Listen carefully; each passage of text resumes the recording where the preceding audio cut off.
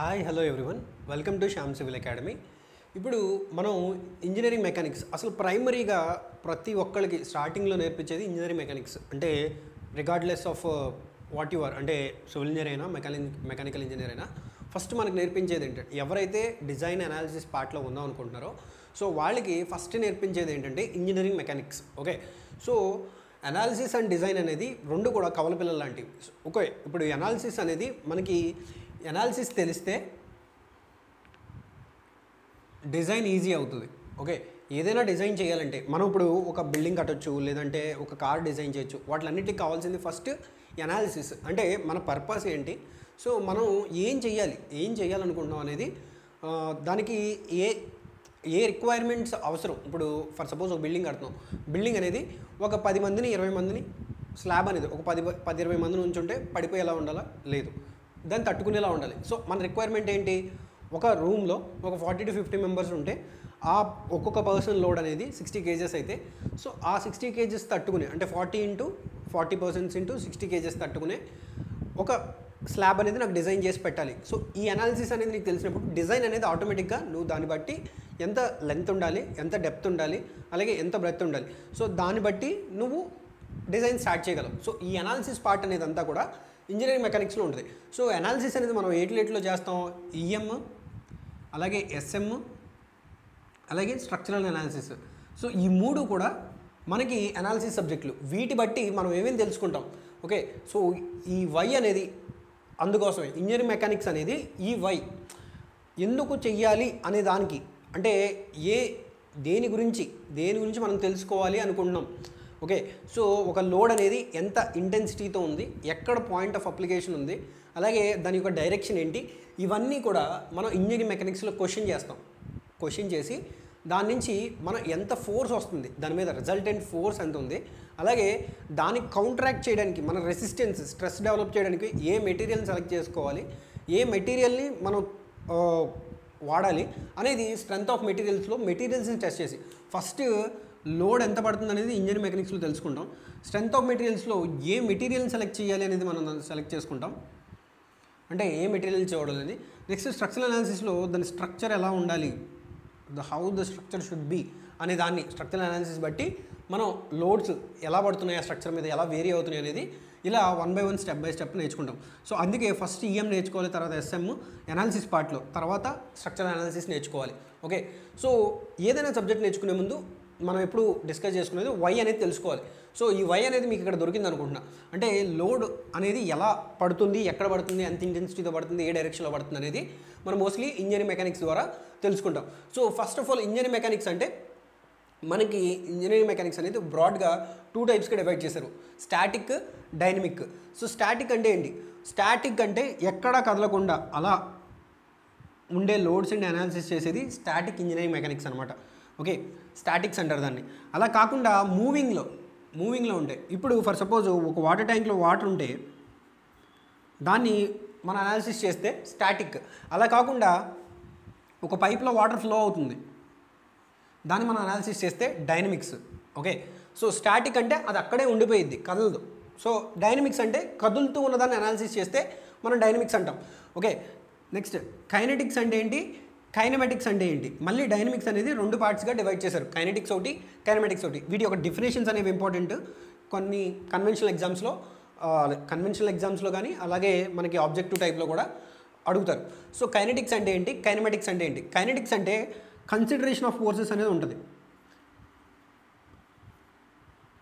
ఇక్కడ not consider, we don't consider the force. ఏంటి consider అంటే, ఇప్పుడు ఏదైనా వస్తువు మూవ్ అవ్వడానికి, డైనమిక్ అంటే ఏం మాట్లాడుకున్నాం. ఓకే, డైనమిక్ అంటే కదులుతూ ఉన్నదాన్ని మనం డైనమిక్ అన్నాం. సో ఆ కదలడాన్ని క్రియేట్ చేసింది, అంటే ఇప్పుడు ఈ వస్తువు ఉంది, దీన్ని మూవ్ చేస్తే దీన్ని అనాలిసిస్ చేస్తున్నాం.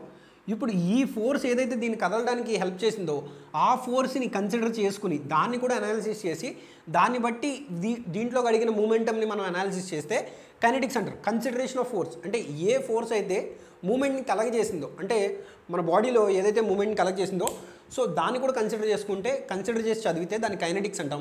అలా కాకుండా అసలు నాకు ఏదైతే మూమెంట్ క్రియేట్ చేసిందో దాన్ని కన్సిడర్ చేయకుండా, అసలు అకౌంట్స్లోకి తీసుకోకుండా డైరెక్ట్గా ఆ మూమెంటం ఏదైతే కాజ్ అయిందో దాని అనాలిసిస్ చేస్తే మనం కైనమెటిక్స్ అంటాం. సో సింపుల్గా ఇంజనీరింగ్ మెకానిక్స్లో స్టాటిక్స్ అంటే ఎక్కడ బాడీ కదలకుండా ఉంటే దాన్ని మనం స్టాటిక్ అంటాం. డైనమిక్ అంటే కదులుతూ ఉన్నదాన్ని. దాంట్లో మళ్ళీ 2 బ్రాంచెస్ ఉన్నాయి, కైనెటిక్స్, కైనమెటిక్స్.